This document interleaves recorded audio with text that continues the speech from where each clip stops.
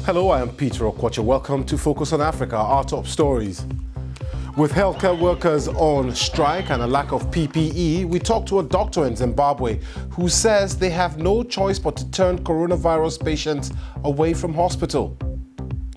We hear a Kenyan woman's harrowing account of the horrific abuse she received from her partner and ask why the continent has seen a dramatic rise in domestic abuse under the pandemic lockdown. He started strangling me.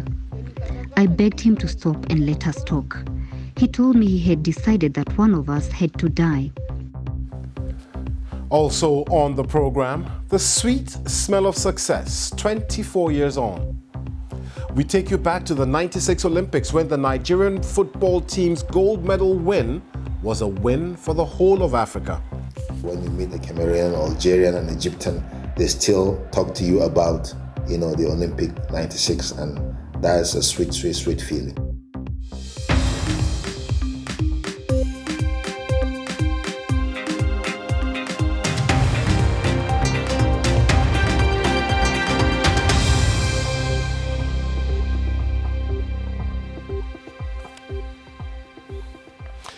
Thanks for joining us here on Focus on Africa from BBC World News. Let's start in Zimbabwe now. It's a country in the throes of increasing anger against soaring inflation, corruption and misgovernance. It's also in the midst of a COVID-19 pandemic. 12 deaths were reported on Friday, bringing to 69 the numbers of deaths and more than 3,000 people with the virus. The challenges are immense given the country's economic crisis and run-down healthcare system. Plus, it's in the middle of a strike by healthcare workers. Well, let's cross over to Harare now and speak to Dr. Rashida Ferrond. She's an epidemiologist at the Central Hospital in Harare. Doctor, discontent over misgovernance in the country, soaring inflation, corruption, and then the COVID-19 pandemic. This seems like a perfect storm. Describe what every day is like for you and other health workers. Well, healthcare workers have been on strike for some time now, past few months, and there has been more discontent, more fear, more panic as the pandemic has taken hold and healthcare workers worry about having no PPE. This is on the background of many staff, healthcare workers not having been paid, their salaries not being increased in line with the hyperinflationary environment. And that has meant that many essential health services have not been able to function. Acute obstetric services, dialysis services, and this has clearly come to a complete head as the numbers of COVID-19 cases increase. So currently, we have extremely limited staff and are very worried about looking after very ill patients without the requisite staff to... Indeed, and that is your objective, looking after those patients. So with the health workers on strike, what's become of the patients? Well, what I can speak for the unit that I work in, which is Parinatua Hospital in Harare. The unit was really well refurbished in preparation for the surge in cases. So the unit has a capacity for more than 300 beds. And currently we are able to only use 30 beds at maximum because we don't have the staff to look after the patients. So you've got many beds that are empty and staff working really flat out. We've got a very few junior doctors who are largely working on a voluntary basis and staff getting paid very, very little if one is to look at their salaries in line with the hyperinflationary environment. So the circumstances are extremely difficult. One thing that struck me is the fact that you complain about a lack of PPEs, personal protective equipment, but these doctors and some health workers who are working, as you say, on a voluntary basis, are they working knowing full well the ramifications of what could happen to them if they catch this virus? Well, the volunteer staff I'm talking about that work in the COVID unit, as well as the nurses and the ancillary staff that work on the COVID unit, do have PPE. The concerns, and we initiated the service and run the service with ensuring that PPE is available. The reference to inadequate PPE is more for more general services rather than the COVID center. So in the COVID center that I run and manage, we do have sufficient PPE. And I know you've been in dialogue with the government. What are you hearing from them? Well, the government is trying its very best from trying to coordinate a COVID response. Zimbabwe has had a very concerted and well thought through system for dealing. There are 8 pillars that are dealing with different aspects of the COVID epidemic: infection prevention control, logistics, case management, prevention, tracing, quarantine, etc. So there has been a very thought through response. And as I said, the hospital, which is the biggest hospital in the city, it's the Central Teaching Hospital, has made preparations for the surge in the numbers of COVID cases. The problem is, the biggest and the most pressing problem is the HR issues, and that Dr. means that even Rashida Ferran, she's the head of the COVID-19 unit at the Central Hospital in Harare. Thank you very much for your insight into this important story. Thank you. Well, the COVID-19 pandemic has also seen an increase in incidents of domestic violence, particularly against women around the world. Rights group Amnesty International says 2 in 3 women are experiencing violence compared to 1 in 3 before the pandemic. In Kenya, a reported spike in cases has prompted President Uhuru Kenyatta to order an investigation early this month. The latest government figures indicate that gender-based violence has risen by 7% during the pandemic compared to the same time last year. The BBC's Ferdinand Omondi spoke to victims of intimate partner violence in Makueni County, southeast of the capital, Nairobi. Some listeners may find this report upsetting.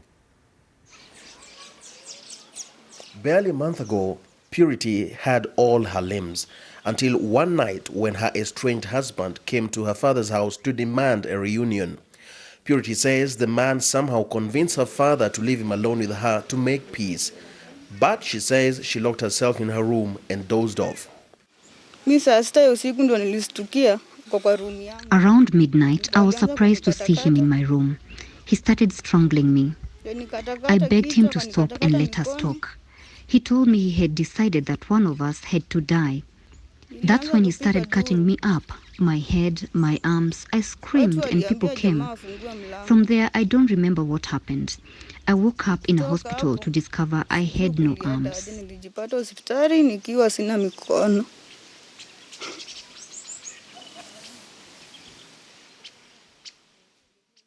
According to the police, the man was beaten to death by the public. Purity is now receiving treatment and counseling. Domestic violence is rife in Kenya. Government figures show at least 4 out of 10 women have reported physical abuse, but such cases have risen during the coronavirus pandemic and alarmed authorities.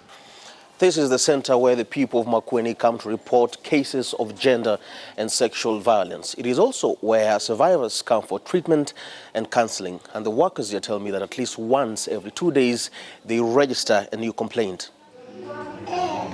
The Makueni administration has opened a safe house for some of the women who cannot get home for fear of their lives. Here we find this woman who has escaped an increasingly alcoholic and violent husband who is now looking for her. To protect her identity, we have not used her real voice. He beat me and punched me while I was feeding this baby. When he thought he wasn't beating hard enough, he went out and picked up a twig. He came back, locked the door and beat me with it. I tried to shield my baby with my body, willing to die to protect him. Here, food is free. We shower in peace. We live a stress-free life. According to the United Nations, measures taken to manage COVID-19, like isolation, have made the home particularly dangerous for women globally. The UN also says unemployment, inability to provide for families, and economic uncertainty have added an extra strain of pressure for many families. Safe spaces like these are temporary measures authorities here in Makueni are taking to make life better for women. We are just starting. We are not yet there. Yesterday we had a long meeting to discuss the safe house and the way forward, to come up with a structure, to come up with systems, to come up with what happens when a mother or when a survivor comes. A countrywide investigation on domestic violence during the pandemic is underway in Kenya on the orders of the president. Hopefully this will ensure that the country's COVID-19 recovery strategy includes protection and prevention plans for gender-based violence. Ferdinand Omondi, BBC News, Makueni. Well, let's delve deeper into this problem now, which is a global problem. Professor Caroline Bettinger-Lopez is an expert on violence against women and international human rights and a professor at the University of Miami Law School. Thanks for joining us, Professor. We see these harrowing cases not just in Kenya, but in other parts of the world. Why is there an increase in these incidents? Well, it's important to remember that there has been an increase in domestic violence incidents since the pandemic arose. But those countries that are seeing a spike, a major spike, already had high levels of gender-based violence to begin with. And so, for example, in September 2019, South Africa declared that there was a gender-based violence and femicide national crisis that has only escalated in current times. Why is it happening? Well, people are confined at home and they are not able to have access to the social services, the legal services, the community services, their friends and family networks, their employment. And so they don't have the usual outlets that they might turn to seek help. Furthermore, of course, many people are under financial stress. They are under social stress. People are crammed together in tight living quarters, and that creates stress and can increase levels of domestic violence within the home. We've seen increases in alcohol consumption, in firearms purchases, and people are just feeling very nervous right now. When that happens, who are those who are most affected by this kind of violence? The people who are most affected are the people who don't have access to resources, the poor, immigrants, and people who are marginalized from society. LGBT individuals, that is lesbian, gay, bisexual, transgender individuals, women, poor women, immigrant women, those are the people we see most affected because they're not able to access resources, economic resources and social service resources. And on a global level, I know some solutions are being proffered to try and tackle it. What is it that African countries can learn from what's happening in the rest of the world to try and reduce these incidents on the continent? The African continent has incredible women's organizations, women-led and women-focused organizations. And if African countries and the African continent and the international community gave more support to these organizations, we would see a tremendous decrease in gender-based violence, I believe. And so one thing that the African continent can do is turn to women, look at their leaders, and see and listen to the solutions that they put forward. Secondly, the African continent and the countries of Africa should see the domestic violence pandemic with the same gravity that they see the COVID pandemic. And that means turning public health resources, law enforcement resources, and education resources towards domestic violence victims and their children. And so those are some ways that the African continent can really step up. One other thing I want to mention is leadership. That includes male leadership as well as female leadership. And that includes the highest levels of government to the community. Professor Bettinger-Lopez, professor at the University of Miami School of Law. Thank you very much for your insight into this story. Thank you. Thank you very much. This is Focus on Africa from BBC World News. Some countries have started easing the lockdown restrictions, and if your country has, we want to hear from you. What is the one thing you did or look forward to doing once measures eventually begin to be lifted? Send us your video clip via WhatsApp. The number is +44 752 166 5106. And remember to record in landscape with your phone on its side like this. A reminder of that WhatsApp number, +44 7521 66 5106.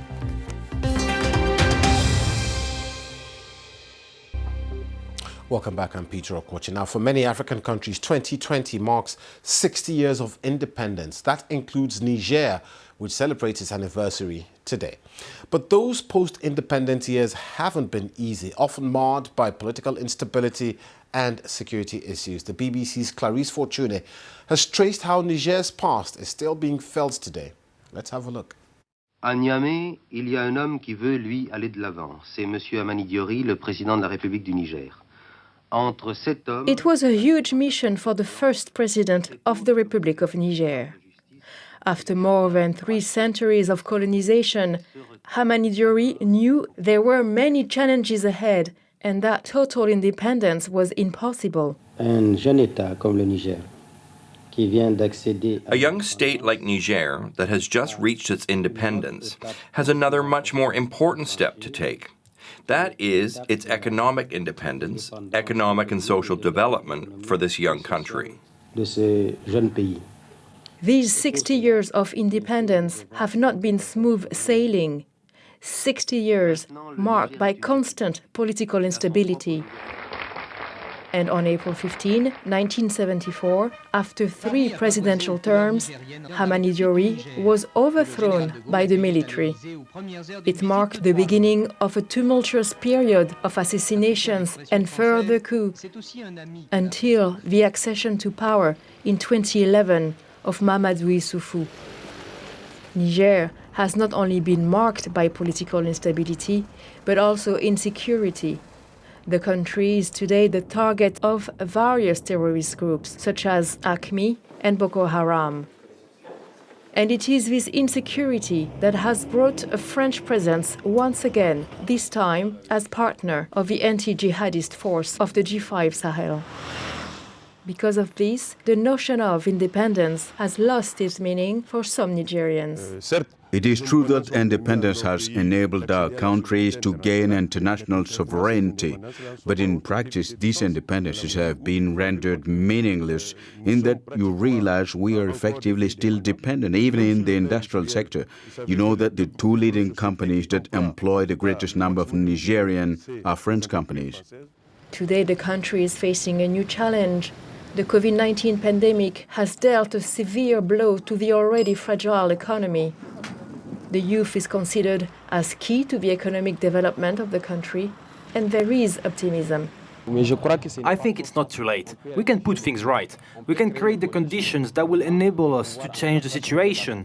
The people themselves have the possibility to impose, as we are on the eve of an election campaign, to impose their own veto, to have their say, and to create the conditions so that their child, the community, can flourish. And that's something many African countries who are also celebrating their independence this year are hoping for too. Clarisse Fortuné, BBC News.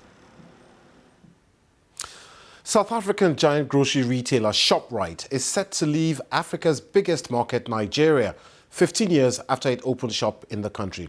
According to Shoprite, it has been approached by potential investors willing to take over its Nigerian operations, which employs at least 2,000 people in the country. The BBC's Kunle Falai has more from Lagos. In the last 15 years, Shoprite has dominated the retail market in Nigeria, operating at least 25 outlets like this across the country. But now the South African giant says it's leaving the country.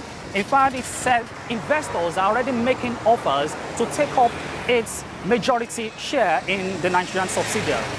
But despite Nigeria's size and the presence of Shoprite in many African countries, stores outside South Africa make up a very small percentage of its total sales. In fact, according to its latest trading updates, stores outside South Africa contribute just 11.6% of total sales of the group.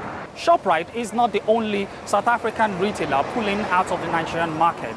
In June 2020, Mr. Price, a clothing retailer, also South African, announced that it was leaving Nigeria as a result of disruptions in supply chain. In September 2019, a number of Shoprite outlets were tagged in reprisal for the xenophobic attacks against foreigners in South Africa. But that's not the reason it's leaving. Insiders believe that this has a lot to do with currency devaluation in Nigeria and the waning consumer spending in the markets. The months to come will determine who the new owners of Shoprite will be and what will be the fate of over 2,000 employees of Shoprite. Kunle Falaye, BBC News, Lagos. Now, for the last 10 days here on Focus on Africa, we've been marking what would have been the Tokyo 2020 Olympics by hearing from some of Africa's greatest Olympians. The Games have been postponed till next year because of the coronavirus pandemic, but it's a chance to reflect on some key moments in the continent's sporting history. And today marks a special day in African football. It's the day that the Nigerian men's football team won the hearts of the continent by doing the unexpected, winning gold at the 1996 Olympics for the first time. Mimi Fawaz caught up with some of the stars from that winning side. It was an unforgettable moment in African football history. On the 3rd of August 1996, Nigeria did the unexpected, winning gold in men's football at the Atlanta Olympics, the first by an African country. And a win that still resonates with many football fans today. When you meet a Ghanaian or when you meet a Cameroonian, Algerian and Egyptian, they still talk to you about, the Olympic 96, and that's a sweet, sweet, sweet feeling. Nigeria achieved this feat the hard way by taking on Brazil, one of the tournament favorites, twice. Brazil had a star-studded lineup with the likes of Roberto Carlos, Rivaldo and Ronaldo. We were 3 goals down to 1, and we came from behind and we won the game by 4 goals to 3. Conceding 3 goals as a goalkeeper do happens in the tournament. Great goalkeepers concede goals. Nobody believed we could have done that. But we won it for Nigeria and we also won it for Africa. An incredible comeback saw them see off Brazil 4-3 in a thrilling match, with Kanu, who was their captain, scoring the winner to book their place in the final. With Brazil now done and dusted, a date with history beckoned for Nigeria. Next up was another mighty opponent, Argentina. Well, in the morning that we woke up for our normal routine, I could remember, I think Bonfrey walked to me. Before we went to the breakfast, he came to me and he said to me that, people were complaining, journalists were saying that they should change me and because I was not, giving much. After saying, I said to him straight away, I said, Coach, we are in the final. I said, it doesn't matter whom you put. Play whom you think that can help the team. If he requires me to be on the bench, it doesn't matter. I will be on the bench. And when you need me in that game, be 100% assured that I will be ready to give my best. That match was the one that also saw Daniel Amokachi equalize with a goal after Nigeria had to come twice from behind before Amunike's winner in the 90th minute in their 3-2 victory. More than 20 years on, the 1996 squad are still talked about today. Emmanuel Amunike and Daniel Amokachi reflect on the unity that made that team so special and successful. There was love, there was respect, there was desire, We have this desire to succeed. We want to make name for ourselves. We want to achieve something. But above all, there was discipline. Yeah, well, the 96 team was very, very special, because of the quality that we have on the field. This 1996 Olympic Dream Team, as they came to be known, achieved the unimaginable by an African side that summer. They dared to dream and believe that not just Nigeria, but Africa could do it. I can't believe it's been 24 years. I remember that night so very well. They were known as the Dream Team and they made a lot of Africans' dreams come true. That's it on Focus on Africa. I'm Peter Poche. Thanks for watching.